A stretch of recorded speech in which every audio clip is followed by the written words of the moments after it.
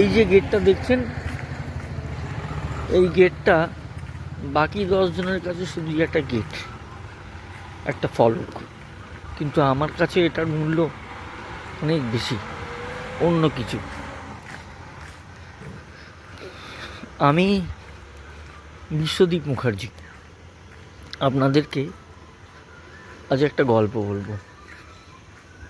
আজকাল তো গল্প বলার লোক নেই, বা গল্প বলার চলও নেই, উঠে গেছে। আপনারা যারা গল্প শুনতে ভালোবাসেন শুনতে পারেন, ভালো খারাপ সেটা বলতে পারবো না, সেটা তো আপনাদের বিচার্য, আপনারা শুনি ঠিক করবেন। তো আসুন, যারা যারা ইন্টারেস্টেড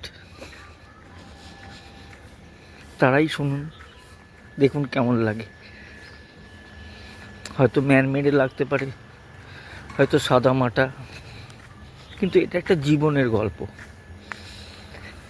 জীবন খুব অদ্ভুত একটা শব্দ, মানুষকে যে কত দিকে, কত ভাবে, কত রকমভাবে, কত জায়গায় নিয়ে যায়, কত কিছু করায়, তার কোনো অন্ত নেই।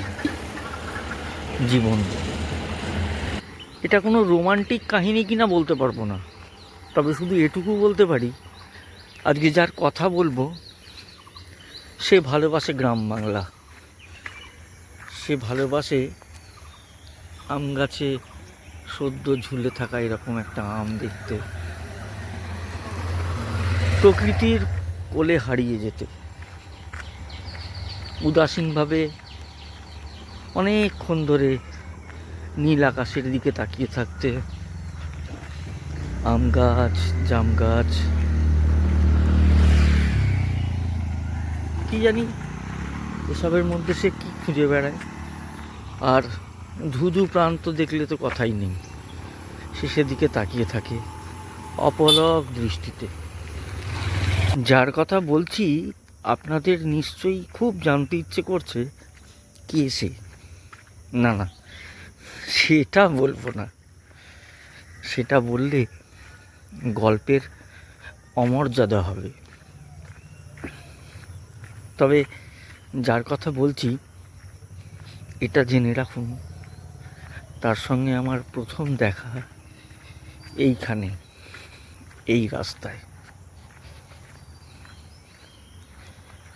তাকে নিয়ে আসা হয়েছিল এইখানে, নিয়ে আসা হয়েছিল মানে জোর করে নয়, সে এসেছিল, সে এসেছিল আমার হাত ধরে, বলেছিল ভোরবেলা আমাকে কখনো কোনো গ্রামের রাস্তায় নিয়ে যেতে পারবে। দেখা প্রথমে অন্য একটা জায়গায় হয়েছিল, কিঞ্চিত কথাবার্তা, তারপর যে যার বাড়ি। কিন্তু এই গ্রামের রাস্তায় এসে তাকে দেখলাম, তার চোখ দুটো অপার বিস্ময়। এই যে এবড়ো খেবড়ো জায়গাটা দেখছেন, এইখানে এসে আমরা দাঁড়িয়েছিলাম। চোখের কোণে কালি, সদ্য মা প্রয়াত হয়েছেন। ফ্ল্যাটের জানলার থেকে বাইরের দিকে তাকিয়ে উদাসীনভাবে কোনো একটা গাছে তার মাকে সে খুঁজত।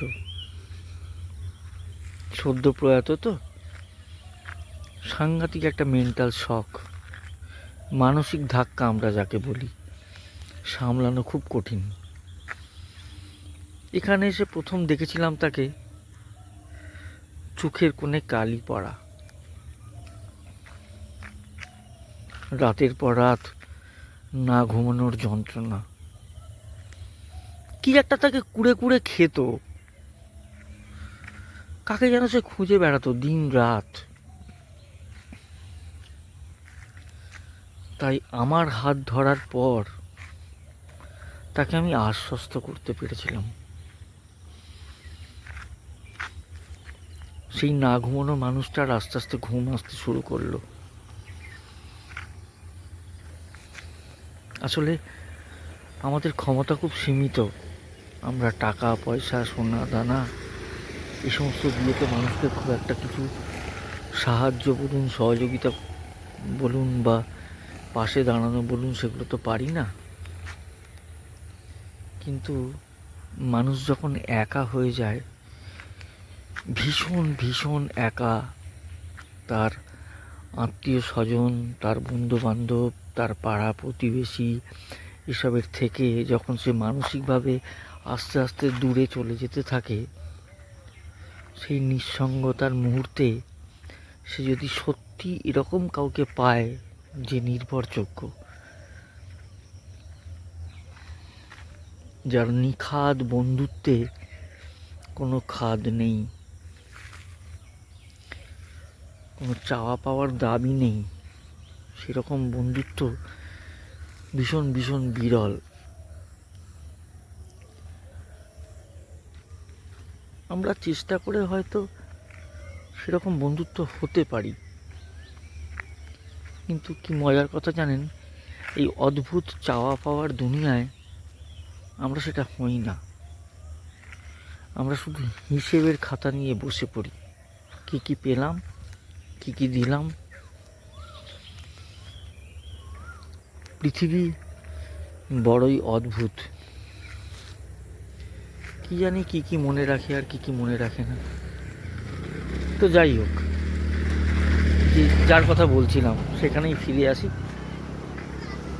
সেই শীতের কুয়াশা মাখা সকালে তাকে দেখেছিলাম একটা কালো পোশাক গায়ে, সত্যি যেন শোকাহত একটা মানুষ। এখানে সে কাটিয়েছিল খুব বেশিক্ষণ সময় নয়, মিনিট 15-20, কিন্তু সেই 15-20 মিনিট আস্তে আস্তে তার জীবন বদলে দিয়েছিল। আমার একটা অদ্ভুত মানসিক তৃপ্তি বলুন, শান্তি বলুন হয়েছিল বা পেয়েছিলাম। যাকে একটা মানুষ যার সদ্য মা চলে গেছে, তার পাশে দাঁড়াতে তো পেরেছি, এটাই বা কম কি। আস্তে আস্তে সে যদি একটা স্বাভাবিক জীবনে ফিরে আসে, এটাই তো সব থেকে বড় কথা। আর কি চাই?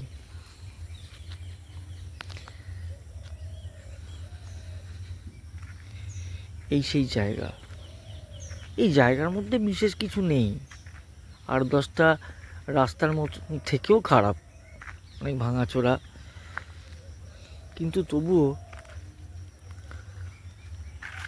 এই যে ছোট্ট ছোট্ট বাঁশঝাড়, এই যে সবুজ, এরকম একটু পরিবেশ, এক চিলতে সবুজ আজকের দিনে মানুষকে খুব দরকার, ভীষণ ভীষণ দরকার।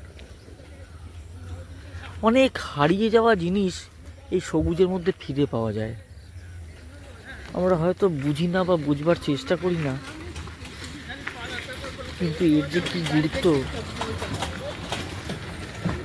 এই সবুজের মধ্যে এসে দাঁড়ালে ক্ষণিকের জন্য হলেও উপলব্ধি করা যায়। গল্প সবে শুরু, জানি না আপনাদের কেমন লাগছে,